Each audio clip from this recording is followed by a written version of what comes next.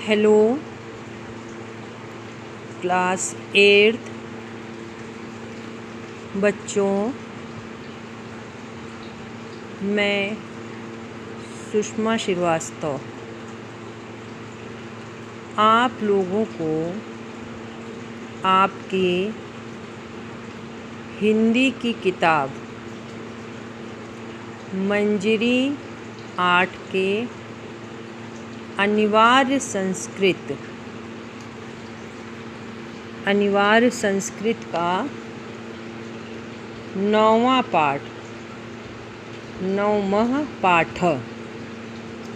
पाठ व्यवसायेषु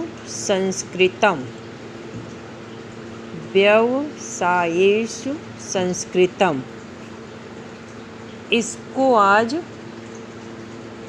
पढ़ाऊंगी। तो आइए हम इस पाठ को आज पढ़ते हैं। संस्कृत्याज्ञाः गणकरूपेण चिकित्सकरूपेण च लोकहिते रता सन्ति। कर्म कांड निष्णाता याज्ञिकाः अपि हव्यरूपेण औषधि वनस्पतीनां वायुरूपेण परिवर्तनं कृत्वा मेघरचनायां साधकाः भवन्ति। मेघः वृष्टिपातः भवति। वृष्टिपातेन अन्नानि भवन्ति। तैः प्राणिनां पोषणं भवन्ति। अब इसमें देखिए क्या बताया गया है। संस्कृतिज्ञाः गणकरूपेण चिकित्सकरूपेण च लोकहिते रता सन्ति। संस्कृत के ज्ञाता ज्योतिषी रूप से और चिकित्सक रूप से संसार के उपकार में लगे होते हैं। संस्कृत के ज्ञाता ज्योतिषी रूप से और चिकित्सक रूप से संसार के उपकार में लगे होते हैं। कर्म कांड निष्णाताः याज्ञिकाः अपि हव्यरूपेण औषधि वनस्पतीनां वायुरूपेण परिवर्तनं कृत्वा मेघरचनायां साधकाः भवन्ति। कर्मकांड करने वाला और यज्ञ करने वाले हवि के रूप से और औषधि वनस्पति के रूप में परिवर्तन करके बादलों की रचना में साधक होते हैं। कर्मकांड करने वाला और यज्ञ करने वाले हवि रूप से और औषधि वनस्पतियाँ रूप से परिवर्तन करने की रचना में परिवर्तन करके बादलों की रचना में साधक होते हैं। मेघः वृष्टिपात भवति।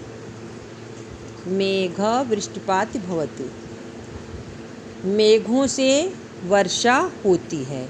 मेघों से वर्षा होती है। वृष्टिपातेन अन्नानि भवन्ति। और मेघों से वर्षा होती है और वर्षा से अन्न आदि होते हैं। ते तय प्राणिनां पोषणं भवति, उनसे प्राणियों का पोषण होता है। फिर से सुनिए। संस्कृत के ज्ञाता ज्योतिषी रूप से और चिकित्सक रूप से संसार से उपकार में लगे होते हैं। संस्कृत के ज्ञाता ज्योतिष रूप से और चिकित्सक रूप से संसार के उपकार में लगे होते हैं।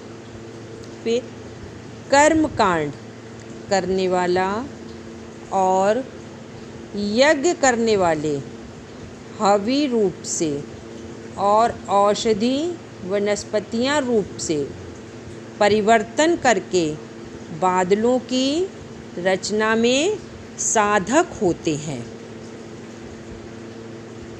मेघों से वर्षा होती है और वर्षा से अन्न उत्पन्न होता है, उनसे प्राणियों का पोषण होता है। अब है गणकः। गणकः में देखिए, ज्योतिषं वेदानां नेत्रं वर्णितमस्ति तस्य विद्वान् गणकः कथ्यते। सः ग्रहनक्षत्राणाम् अध्ययनं करोति। सः ग्रहाणां जनेषु प्रभास्यापि विचारं करोति। हिन्दूजनानां प्रत्येकं नामकरणादि संस्कारं करोति तथा नवीनकार्यस्य प्रारम्भाय सः शुभाशुभं मुहूर्तं निर्दिशति। अतः सः विनीतदेशः सत्यवक्ता शुचिः देशकालात् भवेत्। एवं विधिं बहुज्ञं दैवज्ञं जनाः सम्मानयति। अब इसमें है ज्योतिष वेदानां नेत्रं वर्णितमस्ति। ज्योतिष में वेदों का नेत्रों से वर्णन होता है। ज्योतिष में वेदों का नेत्रों से वर्णन होता है। उसके विद्वान को ज्योतिष कहा जाता है। उसके विद्वान को ज्योतिष कहा जाता है। वह ग्रह नक्षत्रों का अध्ययन करके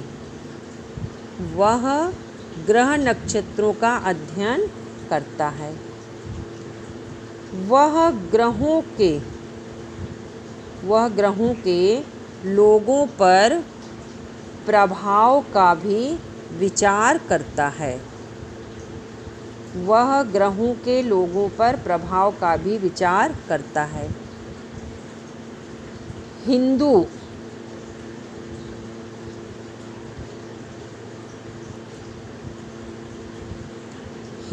लोगों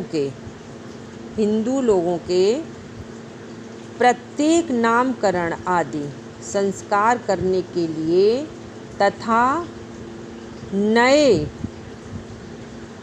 कार्य का प्रारंभ करने के लिए वह शुभ मुहूर्त बताता है।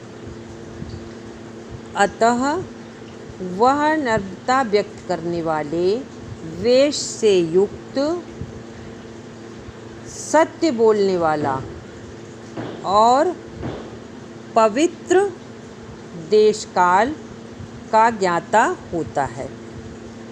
इस प्रकार के बहुत ज्ञानी देवज्ञानी का लोग सम्मान करते हैं। फिर से सुन लीजिए एक बार। ज्योतिष में वेदों का नेत्रों से वर्णन होता है। उसके विद्वान को ज्योतिष कहते हैं। या कहा जाता है। वह ग्रह नक्षत्रों का अध्ययन करता है। वह ग्रहों के लोगों पर प्रभाव का भी विचार करता है।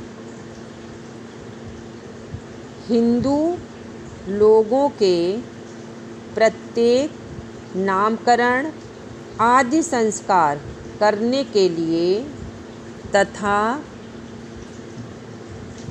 नए कार्य का प्रारंभ करने के लिए वह शुभ मुहूर्त बताता है। अतः वह नम्रता व्यक्त करने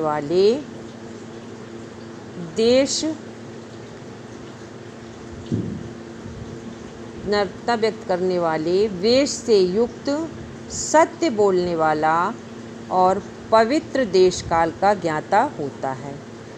इस प्रकार के बहुत ज्ञानी देव ज्ञानी का लोग सम्मान करते हैं।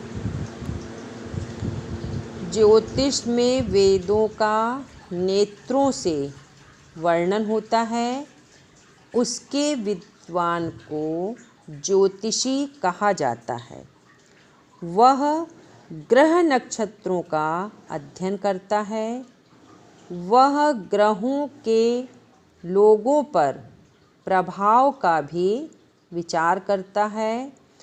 हिंदू लोगों के प्रत्येक नामकरण आदि संस्कार करने के लिए तथा नए कार्य का प्रारंभ करने के लिए वह शुभ अशुभ मुहूर्त बताता है। अतः वह नम्रता व्यक्त करने वाले, वेश से युक्त, सत्य बोलने वाला और पवित्र देश काल का ज्ञाता होता है। इस प्रकार के बहुत ज्ञानी देव ज्ञानी का सब लोग सम्मान करते हैं।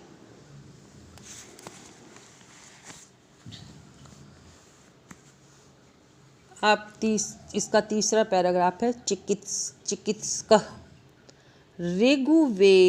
ऋग्वेदादयः चत्वारः वेदाः सन्ति। आयुर्वेदादय तेषाम् उपवेदाः भवन्ति। आयुर्वेदस्य विद्वान् चिकित्सकः भवति।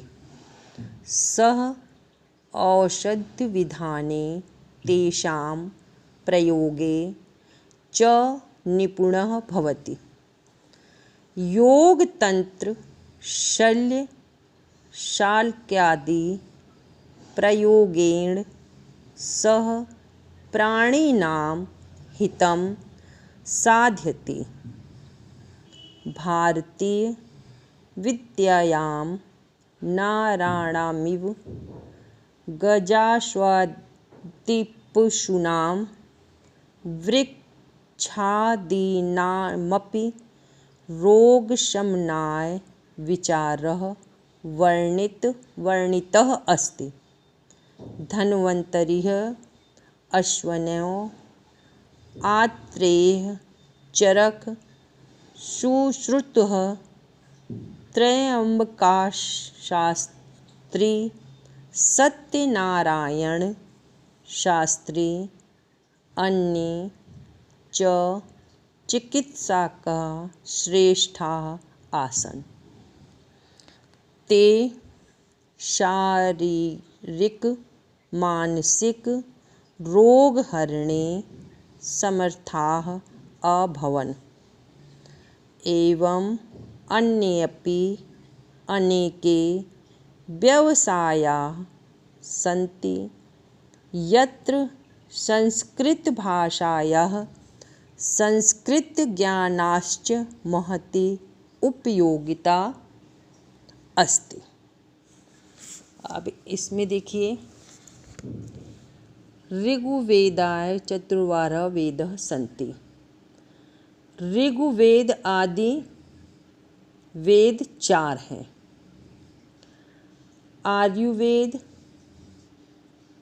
आदि उनके उपवेद होते हैं।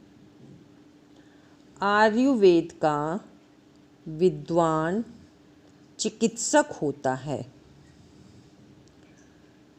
वह औषधि विधान में और उनके प्रयोग में निपुण होता है। योग तंत्र और शल्य क्रिया आदि के प्रयोग से वह प्राणियों का हित करता है। भारतीय विद्या में लोगों की तरह ही हाथी, घोड़े और वृक्षों आदि के भी रोगों को शांति के लिए भी विचार करता है। धन्वंतरि अश्विनी, आद्रेय, चरक, सुश्रुत, त्र्यंबकः शास्त्री, सत्यनारायण शास्त्री और अनेक चिकित्सक श्रेष्ठ थे। वे शारीरिक मानसिक रोगों को दूर करने में समर्थ थे।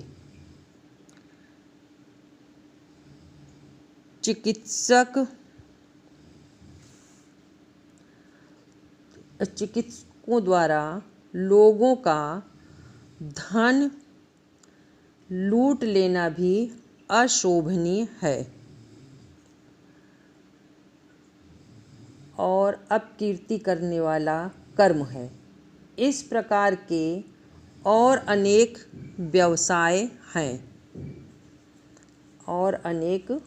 व्यवसाय हैं जिनमें संस्कृत भाषा को ही संस्कृत के ज्ञान की सर्वाधिक उपयोगिता है। फिर से सुन लीजिए बच्चों। ऋग्वेद आदि वेद 4 हैं। आयुर्वेद आदि उनके उपवेद होते हैं। आयुर्वेद का विद्वान चिकित्सक होता है। वह औषध विधान में मतलब दवा का निर्माण करने में और उनके प्रयोग में निपुण होता है। योग तंत्र और शल्य क्रिया आदि के प्रयोग से वह प्राणियों का हित करता है। भारतीय विद्या में लोगों की तरह ही हाथी, घोड़े, पशुओं और वृक्षों आदि के भी रोगों को शांति के लिए विचार किया जाता है। धन्वंतरि, अश्विनी, आद्रेय, चरक, सुश्रुत, त्र्यंबक शास्त्री, सत्यनारायण शास्त्री लोगों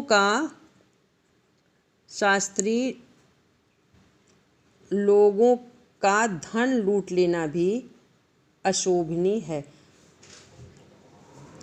और अपकीर्ति करने वाला कर्म है।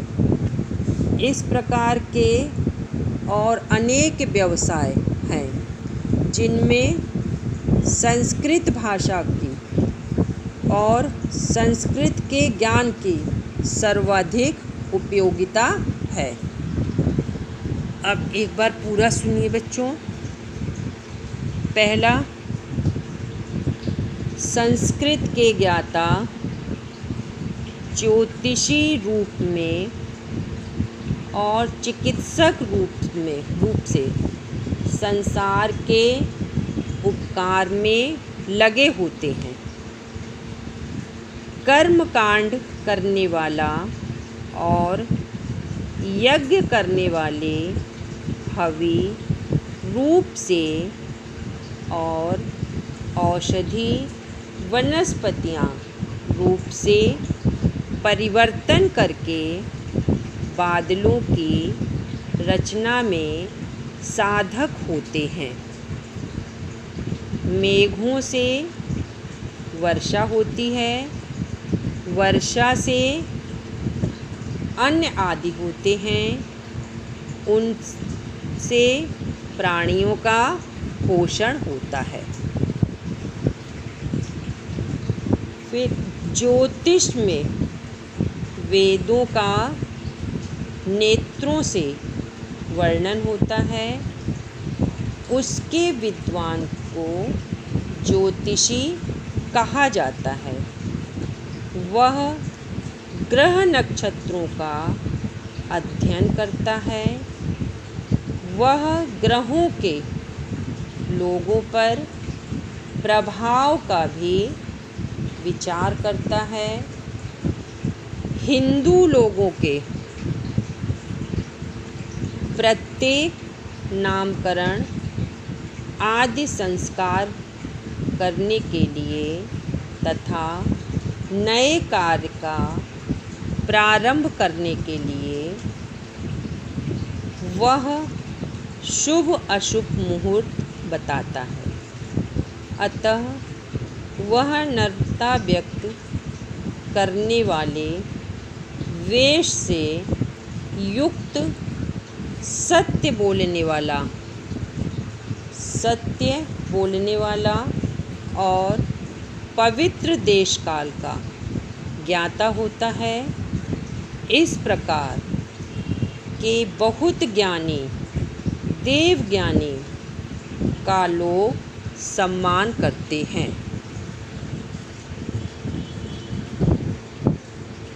ऋग्वेद आदि वेद 4 हैं। आयुर्वेद आदि अनेक उपवेद होते हैं। आयुर्वेद का विद्वान चिकित्सक होता है। वह औषध विधान में और उनके प्रयोग में निपुण होता है। योग तंत्र और शैल क्रिया आदि के प्रयोग से वह प्राणियों का हित करता है।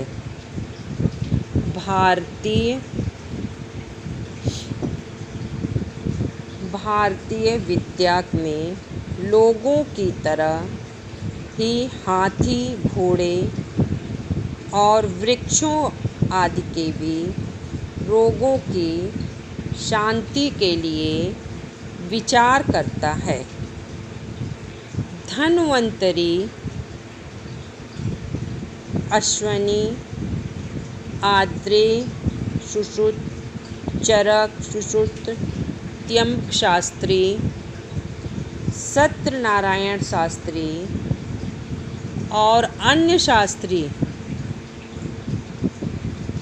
शास्त्री चिकित्सा श्रेष्ठ थे। वे शारीरिक मानसिक रोगों को दूर करने में समर्थ थे। चिकित्सकों द्वारा लोगों का धन लूटने में अशोभनीय और अपकीर्ति करने वाले कर्म हैं। इस प्रकार के और अनेक व्यवसाय हैं जिनमें संस्कृत भाषा की और संस्कृत के ज्ञान की सर्वाधिक उपयोगिता है। अब देखिए बच्चों, अब इसके कठिन शब्दों को हम देखेंगे। इसके कठिन शब्द हैं गणक रूपेण, मतलब ज्योतिष के रूप में, लोकहिते, समाज के कल्याण में, कर्म कांड निष्णाता, कर्म कांड में पारंगत, याज्ञिकाः, यज्ञ करने वाले, औषधि वनस्पति नाम, वह वनस्पति जिसमें औषधि का निर्माण होता है। फिर विनीतवेशः, विनम्रता व्यक्त करने वाले वेश से युक्त, चत्वारः वेदाः, 4 वेद, ऋग्वेद, यजुर्वेद, सामवेद और अथर्ववेद, औषधि विधाने, दवा का निर्माण करने में, निपुणः, कुशल, रोग शमनाय, रोग के शमन मतलब शांति के लिए। अब इसमें हम लोग देखेंगे, ये है कठिन शब्द, जैसे उच्चारण है तो इसको आपको स्वयं करना है। संस्कृतिज्ञाः, कर्म कांड निष्णाताः, औषधि वनस्पति नाम, गजाश्वादिषूणां, वृक्षादीनामपि, और संस्कृत ज्ञानश्च। अब एक पद में उत्तर, एक पद में उत्तर, वेदानां नेत्रं किम अस्ति, तो इसमें हम लोग लिखेंगे ज्योतिषम, ज्योतिषम। फिर दूसरा है वेदा कति सन्ति, इसमें लिखेंगे कितने वेद हैं, तो चत्वारः, 4 वेद हैं। गणकः क्रीदशो भवेत्, इसमें लिखेंगे विनीत वेशः सत्यवक्ताः, विनीत वेश सत्यवक्ता। फिर है कम उपवेदम ज्ञात्वा जनः चिकित्सक भवति, तो इसमें लिखेंगे आयुर्वेदस्य, आयुर्वेदस्य जो है इसको। तो पहले में हमको क्या भरना है, एक पद के उत्तर में ज्योतिषः, ज्योतिषम, दूसरे में चत्वारः, और तीसरे में विनीत वेशः सत्यवक्ता, और चौथे में आयुर्वेदस्य। तो ये हो गया हमारा एक पद में उत्तर। अब उसके बाद आइए रिक्त स्थान पर।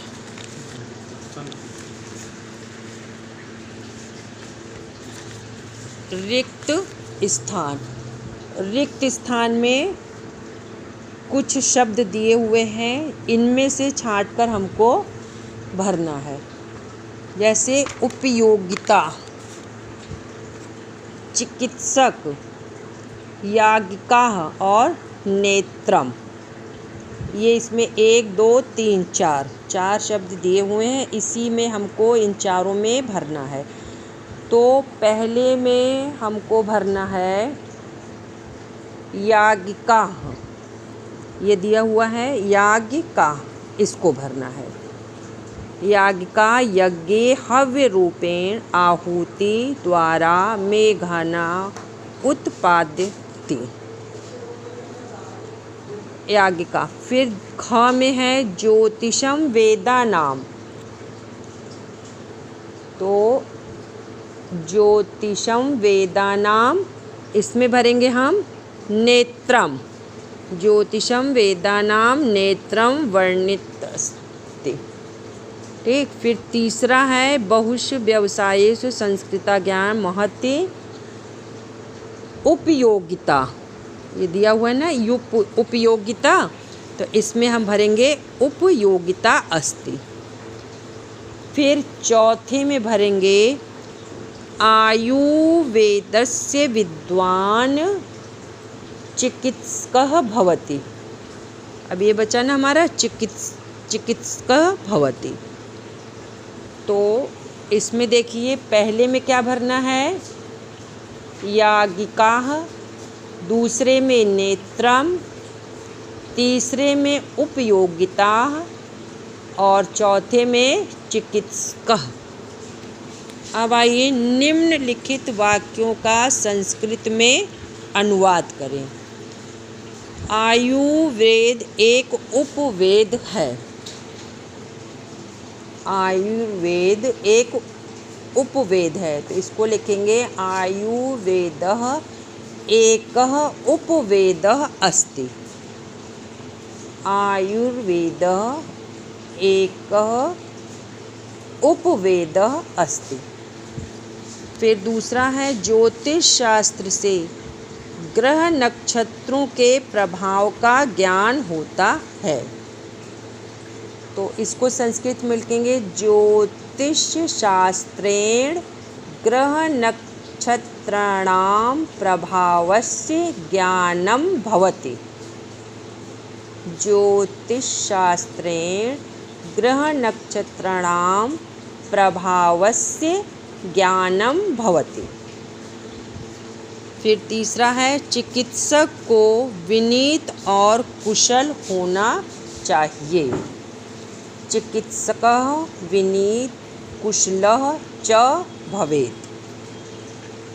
चिकित्सक विनीत कुशलः च भवेत्। फिर है चिकित्सक व्याधियों को दूर करता है। चिकित्सक व्याधियों को दूर करता है। चिकित्सकः रोगान् हरणं करोति। चिकित्सकः रोगान् हरणं करोति। तो ये हो गया हमारा संस्कृत में अनुवाद। अब है नीचे दिए गए पदों से संस्कृत वाक्य बनाइए। नीचे दिए गए पदों से संस्कृत वाक्य बनाइए।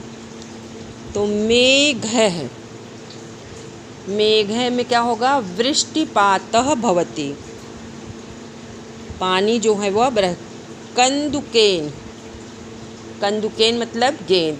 बालकाः कंदुकेन क्रीडति। फिर पुष्पेण, पुष्पेण सुगंधं लभति। वायुयानेन, वायुयानेन आकाशमार्गे यात्रा भवति। फिर जलयानेन, सः जलयानेन आगच्छति। फिर जलेन, जलेन अन्नापि भवन्ति। ये हो गया आपका, इनसे वाक्य बनाना है। आपकी बुक में भी दिया हुआ है, उसको भी देख करके आप वाक्य जो है वह बना सकती हैं। फिर है शिक्षण के विविध संस्कारों में, शुभ कार्यों में काल गणना एक चिकित्सा के क्षेत्र में संस्कृत ज्ञान के महत्व पर प्रकाश डालती हैं। भारतीय मासों एवं तिथियों के नामों की जानकारी करें। अब इसमें आपको देखना है कि हिंदी महीने में जैसे हम लोग इंग्लिश में बोलते हैं जनवरी, फरवरी, मार्च, अप्रैल, उसी तरह से महीनों का नाम जो है आपको हिंदी महीनों में करना है। चैत, बैसाख, जेठ, आषाढ़, सावन, भादो, क्वार, कार्तिक, अगहन, पूस, माघ, फागुन, इस तरह से करना है। और इसी तरह से तिथि होती हैं, जैसे प्रथमा, द्वितीया, तृतीया, ये तिथियां इसमें होती हैं। तो इनको आपको, आपके यहाँ कैलेंडर्स होंगे उसमें आपको ये सब दिया होगा, उसमें से देख करके आप हिंदी महीनों के नाम और हिंदी तिथियों के नाम लिखेंगे। हिंदी तिथियों में 2 पक्ष होते हैं बच्चों, एक होता है शुक्ल पक्ष और दूसरा होता है कृष्ण पक्ष।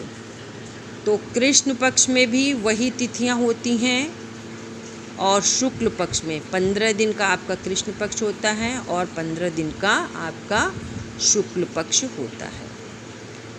तो आज हमने आपको आपके अनिवार्य संस्कृत का 9वां पाठ समझाया है।